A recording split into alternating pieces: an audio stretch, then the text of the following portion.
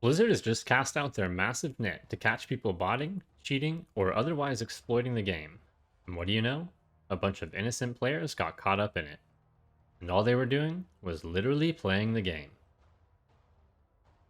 There are cases where people use in-game mechanics in unintended ways to gain an advantage, whether it be farming mobs with bugged respawn rates or spam gathering nodes that won't disappear.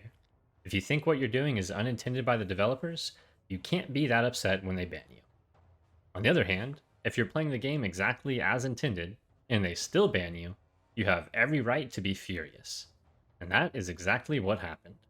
The only thing these players are guilty of is playing Alterac Valley.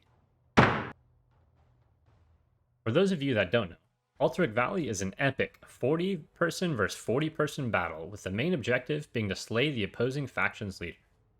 There are various objectives on your way down you can capture to assist your team. There are bunkers and towers, which you can destroy to despawn one of the opponent's leaders, graveyards that move your spawn, and mines that help you gather resources. Those are just the important ones. There's a whole list of wacky side quest type objectives that you can only do inside the instanced Alterac Valley Battleground. With AV having been in the game since like 30 BC, you'd think that there's been a lot of time to develop strategies and optimize game plans. But nope. Instead, everyone just rushes straight to the opposing leader and zergs them down. The players that got banned decided to exercise a modicum of independent thinking, and instead of zerging with their team, they stayed back to defend the bunkers. If you've played enough AV, you've seen how close some of the games can get. Having a single person or group of people slowing down the opposing faction can make a huge impact.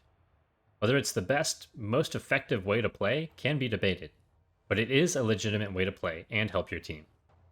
People who are choosing to defend bunkers or graveyards are being picked up in Blizzard's "we promise it's not automated ban system."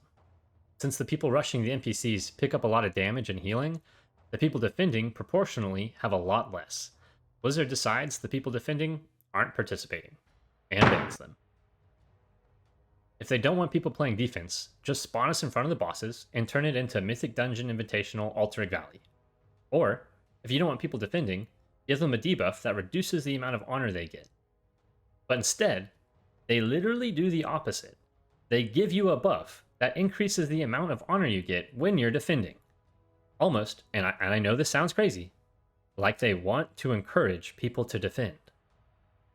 And once again, whether defending is the best strategy is debatable, but it is a valid way to play. The most upsetting part is that the people who got banned unjustly took to the forums to try and get an explanation, justification, and ultimately have their bans reversed. And guess what Blizzard's appointee replied? That is very unlikely, as in many cases a lone defender isn't seen by everyone as actually participating because of the bulk of fighting, and the fighters, are at the other locations pushing forward.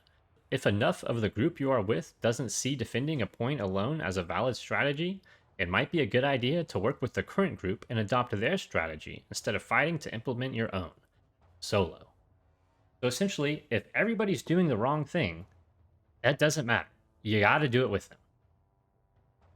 Can you imagine if after a soccer match, the coach went to one of the players and said, "Hey, you're off the team. You didn't do anything all game." "But coach, I'm the goalie. I was playing defense and defending the goal." "Yeah, I don't want to hear it. Everyone's complaining. All your teammates are on the other side of the field, and here you are, standing in front of your own goal, like an idiot. Nothing was stopping you from chasing after the ball with everyone else. Now pack up your stuff and go play Lost Ark."